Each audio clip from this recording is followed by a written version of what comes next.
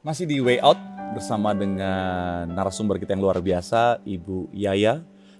Ibu, tadi kita sudah mendengar kesaksian Ibu tentang bagaimana Ibu ngalamin kondisi yang tidak mudah, di mana baru lolos dari cairan di paru-paru, ternyata divonis dokter ada tumor. Dan akhirnya berjumpa dengan seorang hamba Tuhan di rumah sakit dan memfasilitasi Ibu untuk melepaskan pengampunan. Karena ternyata selama 4 tahun menikah, selama itu juga Ibu menyimpan kebencian, kepahitan. Kita akan kembali ke hubungan rumah tangga. Nah, balik lagi. Tadi Ibu sempat notice tentang hubungan rumah tangga. Selama 4 tahun menikah, sejak awal akhirnya hubungannya tidak harmonis. Dan akhirnya Ibu sampai menyimpan kebencian, kepahitan. Kenapa itu, Ibu? Karena dari awal menikah, sejujurnya saya nggak tahu kenapa saya jadi menikah sama suami saya. Karena saya sangat benci sama suami saya. Gitu. Kami satu kantor dan dia selalu mengejar-ngejar saya, sedangkan saya tidak ada rasa seperti itu. Tapi entah kenapa kok saya bisa menikah sama dia, saya juga bingung. Gitu. Seperti yang tidak wajar gitu. Setelah menikah itu saya baru kenapa saya bisa menikah sama dia ya, seperti itu. Nah, kemudian setelah 4 tahun tadi saya sudah sembuh, berjalan lagi. Dokter sempat bilang ibu nggak akan punya anak lagi, seperti itu. Anak ibu udah bersyukur aja 1 karena ibu sudah kering rahimnya, terlalu banyak pengobatan apa segala macam. Jadi ibu nggak akan punya anak lagi, seperti itu. Nah, setelah berjalan 6 tahun, tadi 4 tahun, sekarang sudah 6 tahun, ternyata saya mengandung lagi. Anak yang kedua. Nah, kemudian berjalan lagi sampai perkawinan yang ke-7, suami saya mulai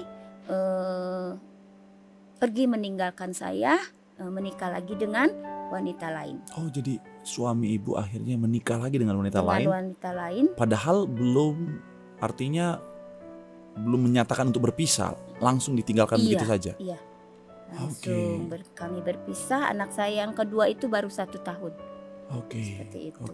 Jadi saya bawa anak-anak saya, suami saya pergi, kami berpisah seperti itu. Bagaimana kehidupan ditinggalkan suami? Awal-awal ditinggalkan itu berbagai macam rasa sih. Yang pertama adalah yang saya pikirkan adalah masa depan anak saya. Kenapa saya pertahankan sampai 7 tahun? Karena saya merasa kalau tidak punya ayah, ini anak seperti apa nanti, seperti itu. Makanya saya bertahan sampai 7 tahun itu. Tapi ternyata seperti ini, itu yang pertama saya pikirkan, aduh nanti gimana nih anak saya tanpa seorang ayah, figur seorang ayah. Yang kedua adalah malu sama lingkungan sekitar. Kemudian juga kasihan dengan keluarga, seperti itu. Dengan pasti mereka mikirin juga. Jadi bermacam-macam rasa yang saya rasakan, seperti itu. Dan artinya harus berjuang jadi seorang single fighter, Ibu ya. Betul. Nah, jadi ketika sudah saya bersama anak-anak saya yang 1 tahun ini saya bawa kerja. Kebetulan Tuhan itu baik, masih Tuhan baik saya bilang, karena bos saya mengizinkan saya bawa anak ke kantor, seperti itu. Jadi Ibu tetap melihat ada pemeliharaan Tuhan. Iya. Ya. Nah, kemudian tadi kita sempat baca di bagian awal, salah satu anak Ibu juga sakit. Betul. Anak keberapa, Ibu? Anak pertama. Yang pertama. Anak yang pertama. Oke. Nah, jadi sakit apa itu, Ibu? Sakit kanker. Bagaimana awal mulanya itu? Jadi anak saya ini ketika lulus SMA, dia ingin kuliah di salah satu universitas, di Universitas Pelita Harapan. Nah, dia mengambil beasiswa karena memang saya tidak ada biaya untuk menyekolahkan dia kalau yang berbayar, seperti itu. Jadi dia cari beasiswa dan puji Tuhan dapat beasiswa. Namun syaratnya adalah dia harus tinggal di dom selama 4 tahun selama dia berkuliah di sana. Nah, selama itu ketika sudah memasuki semester ke-7, dia sudah mau selesai, dia bilang kakinya sakit. Nah, jadi kaki pahanya ini sakit. Jadi jalannya agak diseret-seret seperti itu. Nah kemudian saya bilang coba berobat ke Siloam karena yang dekat di situ. Dia berobat dan dokter hanya bilang dia nyeri sendi. Oke. Seperti itu. Tidak dilakukan pemeriksaan seperti apa, tapi cuma dibilang nyeri sendi. Karena masih sangat muda juga. Masih sih. sangat muda, baru 22 tahun. Nah, kemudian yang saya bingung adalah anak ini sangat aktif. Dia olahraga futsal, berarti harus pakai kakinya berlari. Dia juga tamborin di gereja. Seperti itu. Nah, ketika berjalannya waktu sudah semester ke-8 skripsi, nah itu makin keadaannya tidak membaik, kakinya tidak membaik ya. Cuman masih bisa dia tahan. Itu dengan kadang-kadang sama dokternya dikasih obat pereda nyeri. Seperti itu. Kami belum tahu kalau dia kena kanker. Nah, dalam waktu 6 bulan itu sampai dia lulus hanya nyeri-nyeri saja gitu. Sampai lulus ya? Sampai lulus. Nah puncaknya adalah ketika dia wisuda hari itu. Wisuda pagi. Pas wisuda pagi, selesai wisuda boleh pulang. Jadi kembali ke rumah.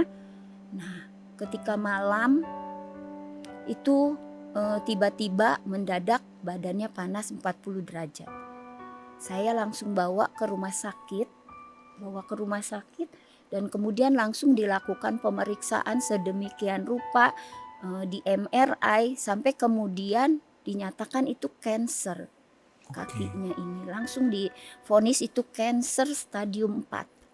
Langsung kanker stadium 4. Yang sebelumnya sama sekali nggak ada indikasi kanker, tiba-tiba langsung divonis kanker stadium 4. Stadium 4. Bagaimana, saya ingin tahu bagaimana dia menghadapi itu, Ibu. Artinya sebagai seorang anak muda dengan usia yang masih sangat muda tiba-tiba harus menghadapi kenyataan yang cukup berat. Apa yang Ibu lihat dari perspektif anak Ibu? Saya lihat dia tetap teguh, tetap kuat. Ya? Tetap kuat. Malahan dia yang menenangkan saya. Seperti itu, dia bilang kita jalanin aja mah gitu. Kita coba aja. Kita berobat itu. Mama tenang aja. Seperti itu. Kalau dari sisi ibu sebagai seorang ibu biasanya namanya seorang ibu kasihnya luar biasa. Ya. Pada saat saya mendengar bahwa anak saya dokter bilang sakit kanker stadium 4. Rasanya saya udah gak bisa berpikir lagi. Saat itu yang mengantar saya gembala saya. Saya saat itu di rumah sakit saya menangis. Saya menjerit sama Tuhan. Saya bilang, Tuhan kenapa harus saya? Perjalanan hidup, ujian yang Tuhan berikan kepada saya itu bertubi-tubi. Saya merasakan, kenapa harus saya Tuhan? Perasaan hidup saya tidak suka jahat sama orang. Saya tidak suka berbohong. Saya gak mencuri, Tuhan kenapa harus saya?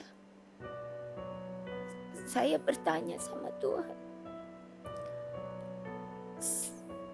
Namun saya tetap jalani pemeriksaan anak saya. Kemudian di rumah sakit itu bilang, Ibu ini gak bisa dirawat di sini. Harus di rumah sakit kelas A. Karena kami kelas B.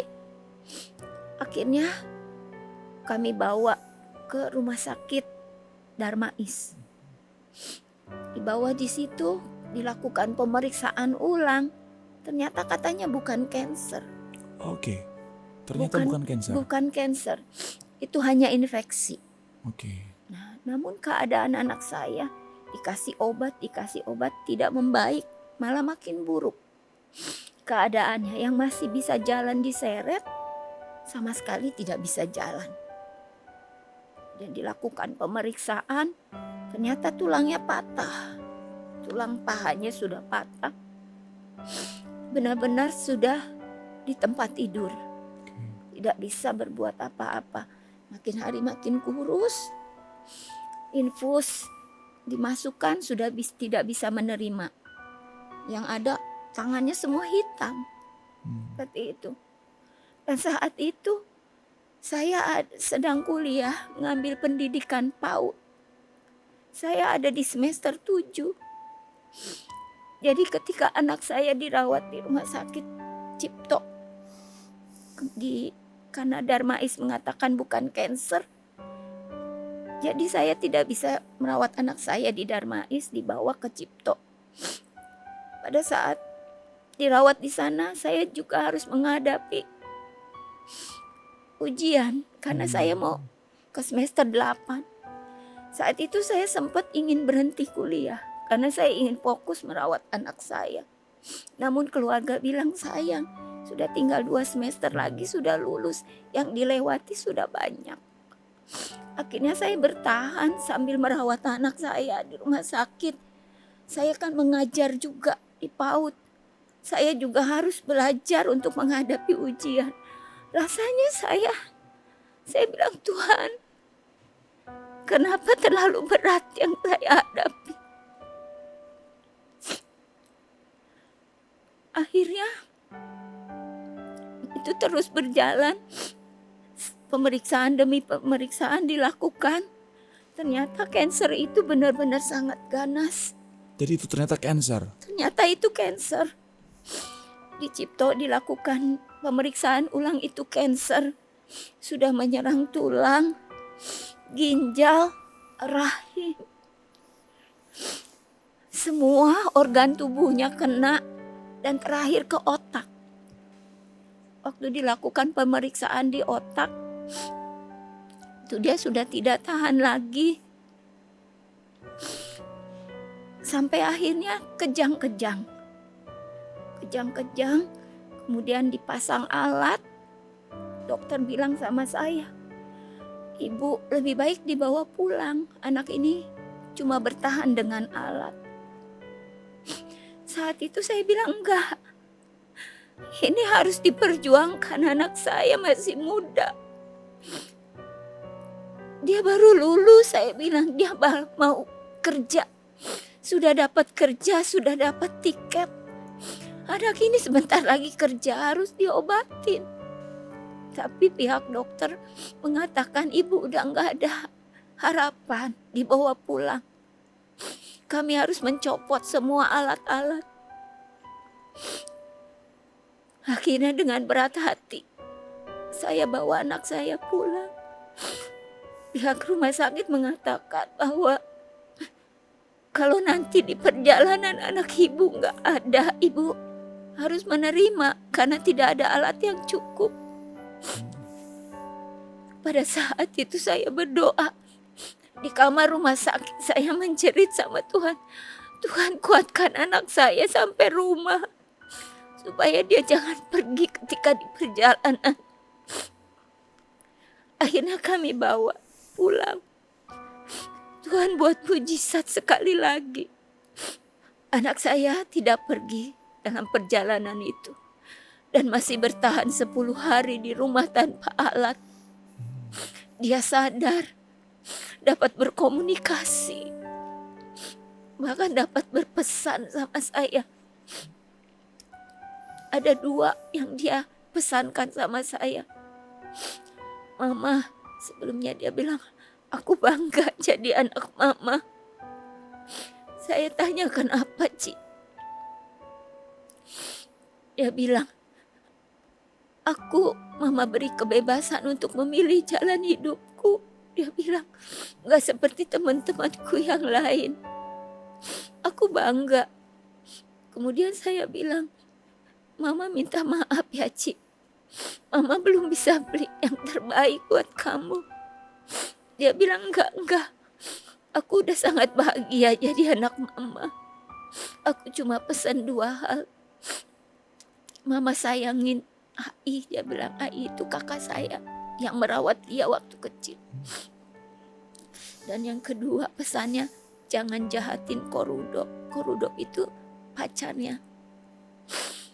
2 hal itu dia pesan sama saya, dan saat itu saya belum sadar kalau dia mau pergi. Setelah itu hari yang ke-10, pagi-pagi masih seperti biasa ngobrol sama saya. Saya sedang sarapan di samping dia. Tiba-tiba saturasinya itu turun 50. Langsung turun 50. Sebelumnya itu dia bilang, "Mama, itu ada 2 orang di pojokan situ. Ada 2 orang melihatin aku," dia bilang. Saat itu saya baru tahu, mungkin waktunya sudah tiba. Akhirnya saya ajak dia berdoa. Saya ajak dia berdoa. Cici minta ampun sama Tuhan. Apapun yang Cici sudah perbuat, kesalahan Cici minta ampun, saya bilang. Kemudian kami berdoa. Saya bilang, Cici udah deket sama Tuhan, bilang, kalau Cici masih kuat, minta kesempatan hidup kedua seperti Mama.